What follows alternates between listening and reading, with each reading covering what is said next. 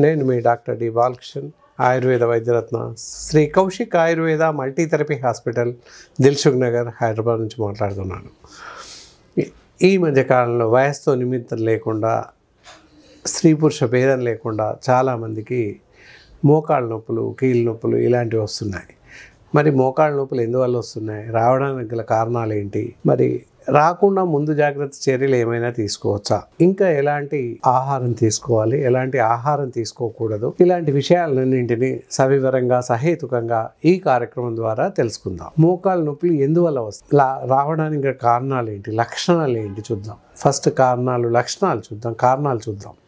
కారణాలు ఏంటి అని చూస్తే, చిన్న వయసులో, అతి చిన్న వయసులో మనం కళ్ళతో ఇప్పుడు కూడా చూస్తున్నాం. వాళ్ళు పిల్లలు స్కూల్కి వెళ్తున్న పరిస్థితుల్లో వాళ్ళ వీపుల పైన వాళ్ళ వయసుకు మించిన బరువుతో పుస్తకాల బరువు వేస్తున్నాం. అలాగే చేతిలో ఒక బాస్కెట్, ఇంకొక చేతిలో ఇంకో గొడుగు కానీ వాటర్ బాటిల్ ఇలాంటివి అవి పట్టుకొని 1, 2 ఫ్లోర్స్ 3 ఫ్లోర్స్ పైకి వెళ్తున్నారు పిల్లలు. ఆ చిన్నప్పుడు చేసినటువంటి తప్పిదం మధ్య వయసులో పడుతుంది. ఇంత పూర్వకాలంలో పెద్ద వయసు వస్తే, అంటే 60-70 ఏళ్ళు దాటితే కానీ మోకాళ్ళ నొప్పులు ఇలాంటివి వచ్చేది కాదు. ఇప్పుడు 30 సంవత్సరాలు, 40 సంవత్సరాల వాళ్ళకి, 30 సంవత్సరాల వాళ్ళకి కూడా మోకాళ్ళ నొప్పులతో బాధపడుతున్నారు, కీళ్ళ నొప్పులతో బాధపడుతున్నారు. కారణం ఏంటని చూస్తే ఇదో కారణం అని చెప్పొచ్చు. ఇంకా చూస్తే అసంబద్ధమైనటువంటి ఆహార పద్ధతులు అసలు సవ్యంగా లేవని చెప్పాలి. ఏదో ఒక తిన్నామా తిన్నామని చెప్పేసి తింటున్నారు. ఎంతసేపు రోడ్ సైడ్ ఫుడ్ తినడానికి బాగా అలవాటు పడ్డారు. ప్యాకేజ్డ్ ఫుడ్ ఆన్లైన్లో ఆర్డర్ చేయడం, ఎంతసేపటికి ఆర్డర్ చేస్తే వస్తుందిలే ఇంటికి, బ్రేక్ఫాస్ట్ నుంచి మొదలుకొని నైట్ డిన్నర్ వరకు ఏదైనా కూడా బయట ఆహారం తినడానికి అలవాటు పడ్డారు. ఆ బయట ఆహారం ఏమాత్రం ఆరోగ్యానికి మంచిది కాదు. అలాగే పోషక విలువలు పూర్తిగా నశించిపోతున్నాయి. అలాంటి ఆహారం తినకూడదు. అలా తిన్న ఆహారం విషంతో సమానం. విషంతో మీన్స్ అప్పుడే తినగానే చనిపోతారని కాదు అర్థం. సో దానివల్ల మన శరీరంలో ఉన్నటువంటి ఆరోగ్యకరమైన జీవ కణాలు, రక్త కణాలు ఇత్యాది స్ట్రెంగ్త్ కలిగినటువంటి టిష్యూస్ అన్నీ దెబ్బతినే అవకాశం ఉంది. కాబట్టి బయట ఆహారం తినడం మానేసేయండి.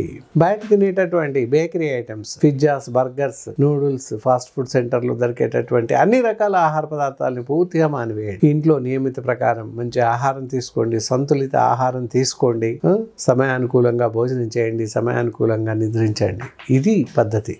ఆ విధంగా చేసినట్లయితే ఎలాంటి అనారోగ్యం కలగదు.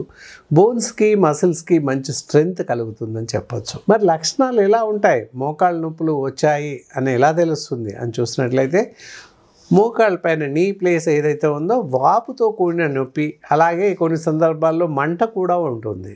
ఇంకా నొప్పి పెరిగిన క్రమం కొద్దీ మధ్యలో కాస్త సౌండ్ వస్తుంది, కిరికిరి సౌండ్ వచ్చేస్తుంది, నడవడానికి ఇబ్బందిగా ఉంటుంది. ఈ విధంగా ఇలాంటి లక్షణాలు కనిపిస్తుంటాయి. అడుగు తీసి అడుగులు వేయలేని పరిస్థితి ఉంటుంది. ఈ రోజుల్లో చాలామందికి 40-50 ఏళ్ళకే సర్జరీ చేయాల్సిన పరిస్థితి ఉంటుంది. అంటే ఇట్ మీన్స్ నీ ట్రాన్స్ప్లాంటేషన్ చేయాల్సిన పరిస్థితి ఏర్పడుతుంది. అది ఎంత మాత్రం శ్రేయస్కరం కాదు, అది ఎంత మాత్రం పద్ధతి కాదు. కాబట్టి మరి అలాంటి పద్ధతి నుంచి తొలగించుకోవాలంటే ఏం చేయాలి, ఏం చేస్తే అలాంటి పరిస్థితి రాకుండా తలెత్తకుండా ఉంటుంది అనేది చూడాలి. అలా ఎందుకు వస్తుంది అని ఇందాకే చెప్పాం. మనం ఆహార నియమాలు, అసంబద్ధమైన ఆహారం తీసుకోవడం వల్ల, పోషక విలువలు అసలే లేకపోవడం వల్ల బోన్ స్ట్రెంత్ తగ్గిపోతుంది. అలాగే జెయింట్స్ మధ్యలో ఉన్నటువంటి సైనోవిన్ ఫ్లూయిడ్ సమయానుకూలంగా రిలీజ్ అవ్వదు. దానివల్ల కూడా ఈ మోకాళ్ళ నొప్పులు విపరీతంగా పెరిగిపోతుంది. సర్జరీ అవసరం లేకుండా 3rd స్టేజ్ 4th స్టేజ్లో ఉంది, ఇమ్మీడియట్గా సర్జరీ చేయాలని చెప్పేసి డాక్టర్ చెప్తున్నారు. కానీ ఆయుర్వేద వైద్య విధానంలో అద్భుతమైనటువంటి ఫలితాలను ఇచ్చేటటువంటి ఔషధాలు ఉన్నాయి. వాటిని వాడినట్లయితే శస్త్రచికిత్సకు, కీలు మార్పిడికి వెళ్ళాల్సిన అవసరం ఏమాత్రం లేదని నిస్సందేహంగా చెప్పొచ్చు. సో దానికి కాను ఇక్కడ కనిపిస్తున్నాయి కదా, ఆర్తోయోగ్ అనేటటువంటి బిళ్ళల్ని ఉదయం 2 మాత్రలు, రాత్రి 2 మాత్రలు భోజనానంతరం వేసుకోండి. దాంతోపాటు పైపూతగా ఇక్కడ ఆర్థోఫెన్ ఆయిల్ ఉంటుంది. ఈ ఆయిల్ పైపూతగా వాడండి. ఈ 2 క్రమం తప్పకుండా వాడినట్లయితే ఇంతకాలానికి మీ యొక్క మోకాళ్ళ నొప్పి తగ్గుతుంది. శస్త్రచికిత్సకు వెళ్ళాల్సిన అవసరం ఏమాత్రం లేదని చెప్పొచ్చు. కనుక ఎవరైనా మోకాళ్ళ నొప్పితో బాధపడుతున్న వాళ్ళు ఉన్నట్లయితే ఈ స్క్రీన్ పైన మా నంబర్స్ స్క్రోల్ అవుతూనే ఉంటుంది. అవసరమైన వారు నేరుగా మాకు ఫోన్ చేసి మీకు అవసరం ఉన్నవారు మాకు చెప్పినట్లయితే మీ అడ్రస్కి, మీ ఇంటి వద్దకి పంపించే అవకాశం ఉంది.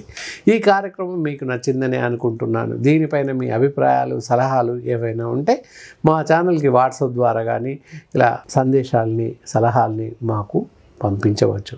మీ సలహాలని నిస్సందేహంగా మేము పాటిస్తామని సవినయంగా చెప్తూ ఈ కార్యక్రమాన్ని ముగిస్తున్నాను. సెలవు.